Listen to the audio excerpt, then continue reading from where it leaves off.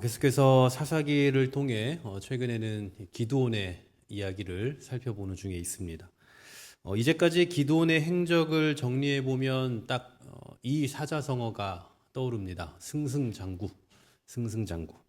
이긴 기세를 타고 계속 앞으로 몰아간다라는 의미를 가졌죠. 그는 정말 승승장구했습니다.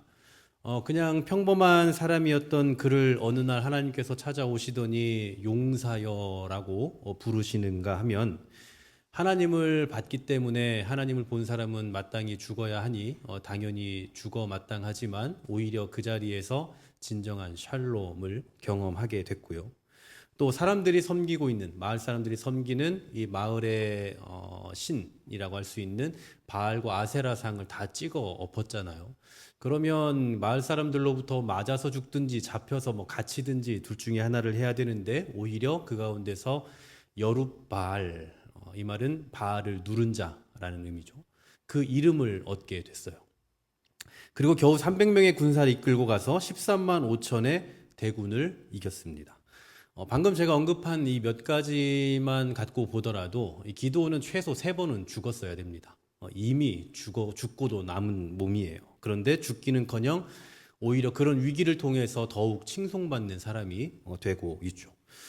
여러분도 한 번쯤은 다 인생 사시면서 죽을 고비를 경험해 보셨을 겁니다. 누구나 한 번쯤은 그런 경험들을 겪을 수 있을 텐데, 큰 사고를 당하거나 아니면 질병을 겪거나 해서 거의 죽음에 가까운 상황 속에서 건짐을 받았을 때에 사람들은 구사일생이다 아니면 제2의 인생을 산다, 인생을 덤으로 산다 이런 식의 표현들을 하죠. 근데 기드온은 그렇게 한두 번이 아닙니다. 죽어도 몇 번은 죽었어야 되는데 죽기는커녕 오히려 그걸 기회로 삼아서 발판을 삼아서 더 많은 사람들에게 칭송을 받고 있으니 얼마나 대단하고 얼마나 참 놀라운 그런 인생입니까? 그는 정말 말도 안 될 정도로 승승장구하고 있습니다. 근데 거기서 끝나지 않아요. 또 오늘 본문에 보니까 그가 말한 대로, 그가 생각한 대로 또 일이 척척척 됩니다. 지난번에 말씀 기억하실지 모르겠어요. 숫꽃과 브누엘이라는 지역이 있었죠. 그들은 같은 동족임에도 불구하고 이 기드온이 300명의 군사를 위해서 먹을 것 좀만 내줘라 라고 부탁했을 때에 협조하지 않았습니다. 게다가 협조하지 않은 이유가 정말 너무 불쾌했죠. 그 이유가 뭔지 기억나세요? 왜 협조 안 했습니까? 조금이라도 먹을 거 주면 되는데 그거 안 준 이유는 혹시 이거 줬다가 니들이 미디안한테 지기라도 하면 그때 가서 우리가 미디안한테 더 고난을 당할 게 뻔하니까 우리는 안 도와주련다. 이런 마음이었죠. 아니, 자기들을 위해서 싸워주는데 이런 이기적인 생각이 어디 있습니까? 그래서 기드온이 막 화가 나서 저주를 했죠. 내가 반드시 세바와 살문나 잡아올 거다. 그리고 내가 그때 너희 가만 안 둘 거야. 라고 공언을 했어요. 아마도 기드온은 이를 바득바득 갈았겠죠. 이전에는 이 미디안을 진멸하는 게 목표였고 또 미디안의 왕들인 세바와 살문나를 죽이는 것이 목표였다면 이제는 이 숫꽃과 브누엘 사람들에게 본때를 보여주기 위해서라도 이 사람들 세바와 살문나를 잡아와야 됐던 거예요. 새로운 목표가 생긴 거죠. 아니나 다를까 금세 잡았습니다. 금세 세바와 살문나를 잡았어요. 지난주 말씀드렸죠. 당시 전쟁 관습 중에 하나가 그 희생자, 사상자를 파악하기 위해서 그 죽은 시신의 일부를 절단을 했다고요. 그런데 보통 손 같은 걸 절단을 하는데 아무것도 하지 않았어요. 그냥 산채로 끌고 왔습니다. 산채로. 그리고는 드디어 숫꽃에 딱 도착을 했어요. 그 공언했던 숫꽃. 14절을 보십시오. 이렇게 말씀해요. 숫꽃 사람 중 한 소년을 잡아 그를 신문하매 그가 숫꽃의 방백들과 장로들 77명을 그에게 적어준지라. 자, 기드온이 숫꽃의 이 지도자들을 알아내기 위해서 그 숫꽃이라는 지역의 한 청년을 잡아다가 신문을 한 거예요. 그래서 다 적어 일종의 살생부를 기록을 한 거죠. 그리고는 기드온이 보란 듯이 이 숫꽃 사람들을 향해서 이렇게 선포합니다. 15절에 보십시오. 기드온이 숫꽃 사람들에게 이르러 말하되 너희가 전에 나를 희롱하여 이르기를 세바와 살문나의 손이 지금 내 손 안에 있다는 거냐? 어찌 우리가 내 피곤한 사람들에게 떡을 주겠느냐? 한 그 세바와 살문나를 보라 하고. 얼마나 통쾌합니까? 지난 시간에만 보더라도 막 약간 고구마 한 100개 정도 먹은 것처럼 아 정말 이 인간들 어떻게 하지 뭐 이런 그 약간 우라가 치밀어 올랐는데 그 사람들에게 본때를 딱 보여줬잖아요. 너무하다 싶을 정도로 이기적인 그 사람들에게 보란 듯이 니들이 설마 이길 수 있겠어라고 했는데 그 사람들을 딱 산채로 데리고 온 거예요. 그러면서 하는 말이 봐라 내가 잡아온다고 했지 내가 이긴다고 했지 그런데 너 그것도 못 믿고 겨우 먹을 거 그거 하나도 안 주냐? 라고 그렇게 혼쭐을 내는 거죠. 그러면서 이 기드온이 숫곳과 분우회를 떠나면서 했던 저주 그대로 갚아줍니다. 오늘 본문 16절, 17절 같이 한번 읽어볼게요. 시작. 그 성읍에 찔레로 숫곳 사람들을 징벌하고 분우엘 망대를 헐며 그 성읍 사람들을 죽이니라. 기드온의 보복은 이 문자 그대로 정말 잔혹했습니다. 그가 이미 지난 시간에 생각해봤던 그대로 공언한 그대로 실행에 옮긴 거죠. 어떻습니까? 여기까지 또 보면 정말 기드온은 거칠 게 하나도 없어요. 기드온의 앞길에 뭐 회방을 놓거나 방해를 하거나 장애물이 되면 그냥 다 여지없이 처단당하는 것처럼 그렇게 보입니다. 말 그대로 이때는 지금은 기드온이 대세입니다. 기드온이 대세예요. 근데 오늘 본문에 보니까 기드온의 권세가 여기서 끝나지 않습니다. 산채로 끌어온 세바와 살문나를 그의 손으로 직접 처단합니다. 지난 시간부터 계속해 생각해보고 있는 이 세바와 살문나 계속 우리가 말하고 있는데 도대체 이 세바와 살문나를 붙잡는데 혈안이 됐던 그 이유가 뭘까를 드디어 오늘 본문에서 밝혀주고 있어요. 18절, 19절 보세요. 이에 그가 세바와 살문나에게 말하되 너희가 다볼에서 죽인 자들은 어떠한 사람들이더냐 하니 대답하되 그들이 너와 같아서 하나같이 왕자들의 모습과 같더라 하니라. 그가 이르되 그들은 내 형제들이며 내 어머니의 아들들이니라. 여호와께서 살아계심을 두고 맹세하노니 너희가 만일 그들을 살렸더라면 나도 너희를 죽이지 아니하였으리라 하고. 자 보십시오. 그들이 기드온의 형제들을 죽인 원수였다는 얘기예요. 그죠? 그렇다면 이미 앞서서 그 전 시간에 우리가 이 세바와 살문나를 다루기 전에 에브라임 사람들을 통해서 잡게 했던 사람들 기억하십니까? 미디안의 방백들, 오렙과 스렙 있었잖아요. 미디안 방백들을 이 에브라임 사람들이 잡아온단 말이에요. 그런데 그때 오렙과 스렙을 잡아서 죽인 것은 이 미디안과의 전쟁, 하나님께서 명하신 여호와의 전쟁의 일부였다면 오늘 이 세바와 살문나를 죽인 것은 기드온의 개인적인 복수 차원이었다라는 것을 알 수가 있어요. 어떤 얘기인지 이해 가십니까? 그러니까 뭐 계속해서 우리가 다루고 있는 이 좀 굉장히 특이한 이름인데 오렙과 스렙을 맨 처음에 잡았고요. 그 다음에는 세바와 살문나를 잡는데 오렙과 스웹은 당연히 잡았어야 되는 거고 여기까지는 미디안과의 전쟁의 일부였지만 이 세바와 살문나는 약간 의외였다라는 거예요. 왜 도대체 세바와 살문나에 집착을 그렇게 하나 알고 보니까 개인적인 복수 차원이었다라는 사실입니다. 여기서 우린 약간의 이상 기류를 좀 발견할 수가 있습니다. 앞서 큰 용사로 부름받고 300명 용사를 데리고 나가서 13만 5천의 대군을 때려 부쉈던 기드온이에요. 또 다 이기고 나니 그제서야 와가지고는 왜 우리랑 같이 안 나갔냐라고 따져 물었던 그 에브라임 사람들에게 그 어떤 말도 안 되는 얘기를 하고 있는 그 사람들에게 막 치켜 세워주죠. 내가 진짜 불렀어야 되는데 못했네 하면서 아주 대인배스러움을 보여줬던 기드온이에요. 그런데 이 숫곳과 분회를 향해서 굉장히 다혈질적으로 반응한 부분에 대해서 한편으로는 이해가 되지만 한편으로는 우리도 약간 좀 화가 났으니까 이해가 되지만 또 한편으로는 앞서 에브라임을 향해서 했던 그 대인배스러움이 전혀 드러나지 않는다고요. 약간 좀 의외의 모습인 거죠. 뭐 어쨌든 거기까지는 그렇다 치더라도 세바와 살문나를 그렇게 잡으려고 애썼던 이유가 여호와의 전쟁의 일부여서가 아니라 개인적 복수 차원이었다니 약간 좀 이상하다 싶은 생각이 든다 이 말입니다. 물론 이제 전쟁을 치르면서 그동안 좀 감춰졌던 그의 어떤 본성 아니면 카리스마 이런 것들이 좀 드러난 것일지도 모르겠지만 어쨌든 분명 좀 조금 뭔가 좀 싸한 느낌이 들기는 해요. 하지만 아직까지는 여기까지는 이 평가가 좀 갈립니다. 학자들도 그렇고 또 우리가 읽는 우리 독자들의 관점에서 보더라도 조금은 평가가 달라요. 좀 문제가 있는데, 개인적으로 이렇게 의구심을 갖는 경우도 있지만, 뭐 여기까지는 당연히 해야지라고 그렇게 생각하는 경우도 있다고요.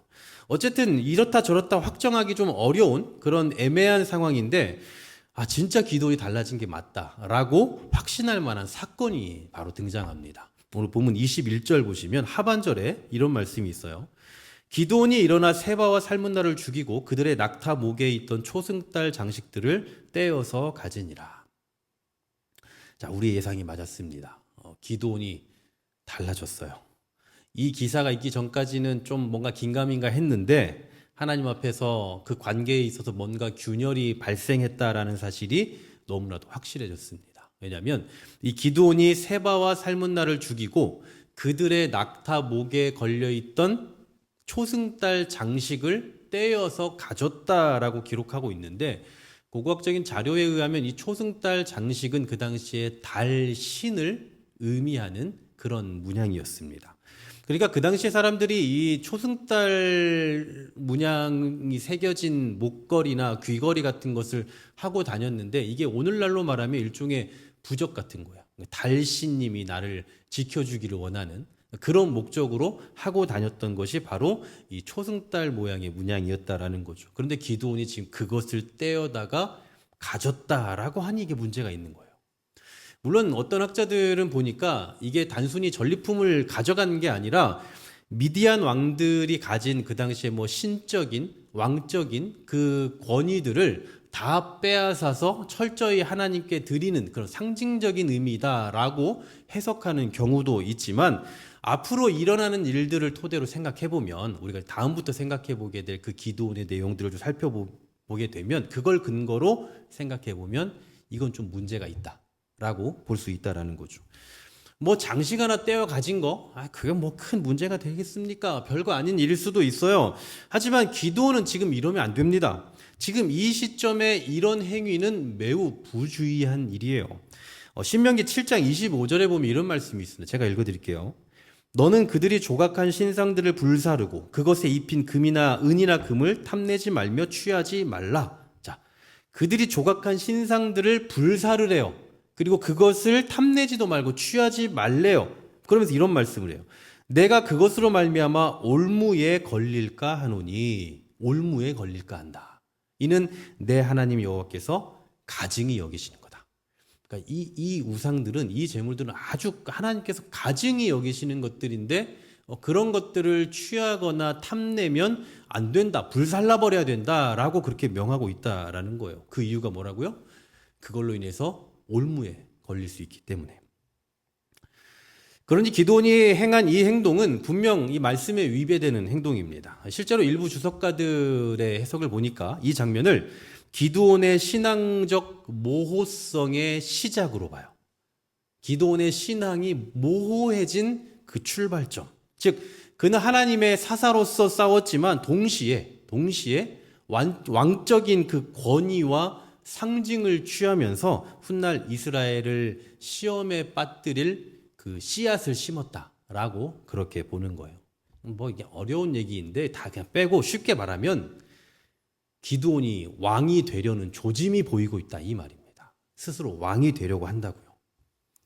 그러니까 지금까지 정말 승승장구했는데 아무것도 아닌 것 같은 그 초승달 장식 하나 딱 빼서 취한 것, 이 작은 일이 드디어 균열을 일으키고 있다라는 사실입니다.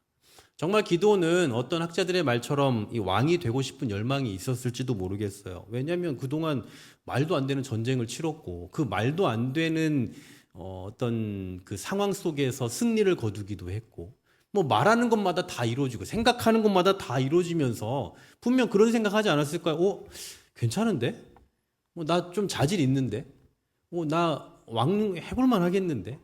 이런 생각이 충분히 들었을지도 몰라요. 그래서 그는 매우 부주의해진 겁니다.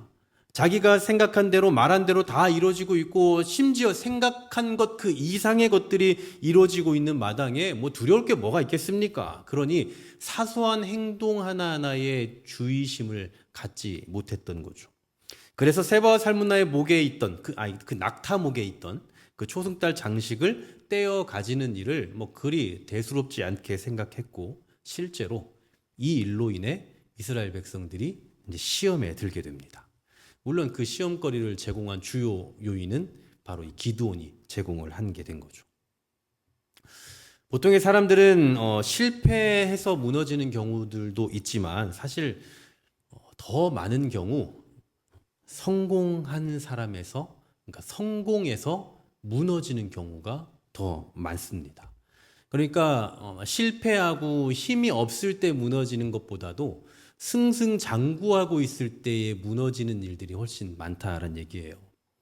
잘 아시다시피 우리나라도 8, 90년대에 정말 고속 성장을 하지 않았습니까? 그래서 그런 별명도 있었잖아요. 한강의 기적이다. 이러면서 어마어마하게 아주 그냥 경제적인 발전을 너무나 빠른 시간 안에 이뤄났어요. 그러다 보니까 어떤 지나친 자신감들이 있었겠죠. 또 어떤 방만한 기업 운영들도 있었고 또 무리한 어떤 차입 경영들이 지속되면서 결국 뭐가 생겼습니까? 1997년에 IMF를 맞게 됐죠.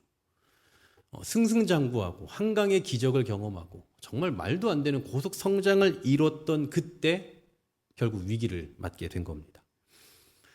절대 침몰하지 않는다라는 자신감으로 가득했던 초호화 유람선 타이타닉호 많이들 알고 계실 텐데요. 빙산 경고를 여러 번 받았어요. 빙산이 있으니까 서행을 해야 된다라는 경고를 여러 번 받았음에도 불구하고 이 선장은 전혀 의식하지 않았죠. 왜냐하면 이 유람선이 얼마나 강력하고 얼마나 잘 만들어졌는지를 잘 알고 있었거든요. 속도를 줄이지 않았어요. 결국은 빙산에 부딪혀서 1,500명이 넘는 사상자를 냈죠. 가장 강하다고 믿을 때가 어쩌면 가장 위험할 때가 아닐까 싶습니다. 기드온이 이렇게 승승장구했던 이유는 뭡니까? 우린 다 알잖아요. 기드온이 정말 볼품없던 그때부터 여기까지 쭉 살펴봤잖아요. 정말 볼품없이 포도주 틀에서 타작을 하고 있던 가장 볼품없던 그때부터 그 시절부터 오늘 이 엄청난 용사가 되어서 하는 것마다 다 이루어지고 있는 이때까지 쭉 봐오지 않았습니까? 그랬던 그가 하나님의 은혜로 승승장구하더니만 결국 하나님과의 관계에서 균열이 일어났고 이스라엘과의 관계에서 균열을 일으키는 그 장본인이 되어버리고 있는 거죠. 오늘 이 말씀이 우리에게 보여주고 있는 건 평안할 때 주의해야 된다가 아닐까라는 생각을 해봐요. 이 균열이라는 것은 가장 평안할 때 일어납니다. 가장 평안할 때. 주의를 기울이지 않고 있을 때에 균열이 일어난다고요. 여러분, 성도는 어려울수록 힘들수록 뭐에 몰두합니까? 하나님께 몰두해요. 힘든 일이 있을수록 금식도 하고 기도도 더 열심히 하고 작전 기도도 하고 그렇습니다. 하지만 평안해질수록 어떻습니까? 자꾸 다른 것들에 더 몰두해요. 다른 것에 더 많은 관심을 갖고 집중을 하게 되고 결국은 하나님으로부터 멀어지는 선택을 하게 되죠. 왜냐하면 기도하지 않아도 괜찮거든요. 기도하지 않아도 신앙생활 열심히 하지 않아도 일이 잘 풀리거든요. 그래서 평안하면 평안할수록 우리의 일이 잘 풀리면 잘 풀릴수록 부수적인 것들에 더 많은 관심과 집중을 쏟게 된다라는 겁니다. 이 바알과 아세라의 산당을 무너뜨렸던 기드온 시절 한번 생각해 보세요. 그때 정말 야생에 있었던 것 같은 그 기드온, 그때 한번 생각해 보세요. 그때 만약에 기드온의 눈앞에 이 초승달 장식이 있었다면 어땠을까요? 한번 상상해 보십시오. 한번 상상해 봤는데 아마 그때는 분명히 아까 제가 읽어드린 신명기의 말씀처럼 아마 갖다가 태워버렸을 거예요. 관심이 하나도 없었을 겁니다. 또 미디안으로부터 심각한 압제를 받고 있던 그 시절 군대를 모내 만회하면서 하루도 긴장을 늦출 수 없었던 그 시절에 어땠을까요? 그때에도 역시나 마찬가지였겠죠. 하나님 외엔 다른 거에 집중할 여력이 없어요. 다른 것에 마음을 둘 필요도 없고 둘 수 있는 여력도 전혀 없다고요. 다른 거에 관심이 전혀 없을 거라고요. 그런데 승승장구하고 있는 이때의 기드온은 분명히 달랐던 겁니다. 왜냐하면 하나님 외에도 보이는 게 너무나 많거든요. 관심 가는 것들이 너무나 많아요. 심지어 하나님께서 가증히 여기시는 것까지도 관심이 가게 되는 겁니다. 이게 바로 신앙인들이 승승장구할 때 만나게 되는 그 유혹들이에요. 여러분 요즘 어떠십니까? 뭐 우리가 승승장구한다 뭐 이런 표현을 하기는 조금 어려울 수 있지만 뭐 큰 이슈 없이 뭐 그냥 별 탈 없이 무탈하게 평범하게 지내고 계시진 않습니까? 그런데 한번 여러분 진짜 우리 삶 속에서 어려웠던 그 시절 한번 떠올려 보세요. 여러분의 인생 속에서 여러분의 과거 추억 속에서 정말 힘들었던 정말 내 인생 속의 밑바닥이었다라고 할 만한 그 시절 한번 떠올려 보십시오. 그때에 비하면 뭐 그래도 지금 좀 그럭저럭 살만하다라고 생각되지 않으십니까?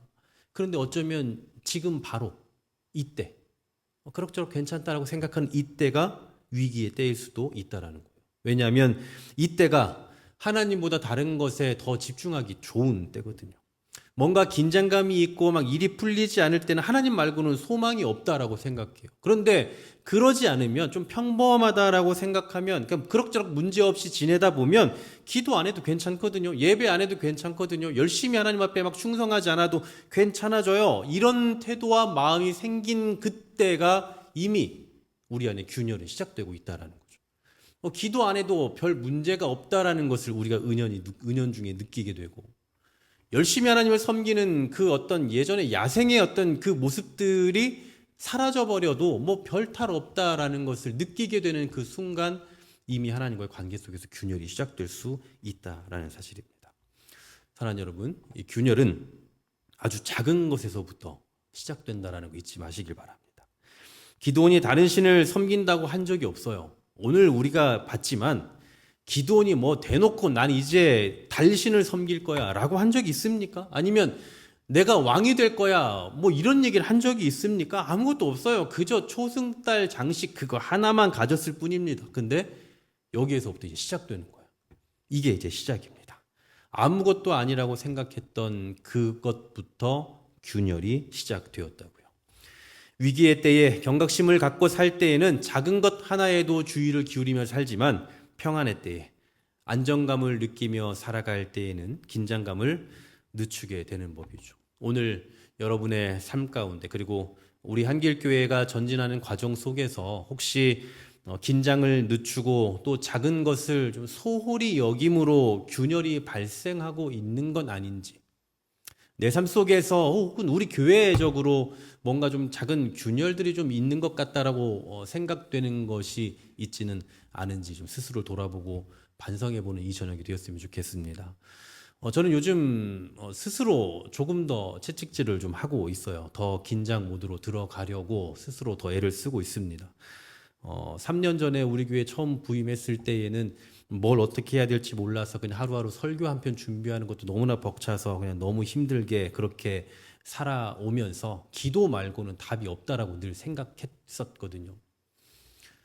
아무것도 관심 갖거나 집중할 여력도 없었고 그냥 오직 하나님 말고는 아무것도 할 수 없다라고 생각을 하며 괴로움 가운데 막 몸부림쳤던 적이 있었는데 이제 어느 정도 조금 우리가 안정화가 되고 조금 안정권에 들어왔다라고 생각되고 있는 건 아닌가라는 생각이 좀 저 스스로 최근에 들었습니다. 저는 목회자가 안주하고 있으면 분명히 교회는 본질보다 비본질에 더 관심 갖게 된다는 걸 저는 알고 있거든요. 교회는 분명히 정체될 거고요. 그래서라도 더더욱 그러면 안 되겠다 싶어서 더더욱 좀 더 긴장을 해야겠다라는 마음을 좀 최근에 더 갖게 되었습니다. 여러분 어떠십니까? 여러분의 삶의 현장에서 또 여러분의 신앙생활, 여러분의 가정에서 여러분의 직장생활 속에서 긴장감 갖고 좀 하나님 앞에 몸부림치면서 서려고 노력하고 계십니까? 아니면 그냥 늘 일상처럼 어차피 일상이니까 지금까지 살아왔던 거니까 그냥 아무 생각 없이 그냥 쭉 흘러가는 대로만 그렇게 살아가고 계십니까? 우리가 뭐 승승장구까지는 아니더라도 그래도 뭐 일상의 평범한 삶을 살아가고 계실 텐데 이러한 가운데서 이런 평범함 속에서 혹시 하나님과의 관계, 내 믿음 생활, 내 신앙 생활 작은 균열이 발생하고 있지 않은지 내 눈에도 보이지 않을 정도로 내가 인식할 수 없을 정도로 너무나 작은 것이지만 그 작은 것에서부터 하나님과의 관계는 틀어질 수 있고 거기에서부터 균열은 시작되고 결국은 물이 새게 되고 그렇게 되면 다 무너지게 되는 것처럼 혹시 내 삶 속에서도 그 작은 것 하나 작은 내 결심과 결단 하나, 내 결정 하나, 내 생각 하나가 하나님과의 관계를 무너뜨리는 이유가 되고 있진 않은지 우리 삶에 있어서 우리 자신의 생각 하나하나를 좀 세심하게 살펴볼 수 있는 은혜가 있었으면 좋겠습니다. 작은 것입니다. 균열은 큰 것이 아니에요. 아주 작은 것에서부터 무너지고 작은 것에서부터 하나님과의 관계는 틀어지게 된다라는 거 잊지 마시고 여러분의 삶 속에서 이것 정도는 괜찮겠지 하며 타협하고 있었던 것이 무엇인지 그것을 살펴보고 그것까지도 과감히 내려놓을 줄 아는 그런 결단이 있는 저와 여러분 될 수 있기를 주의 이름으로 간절히 소망합니다.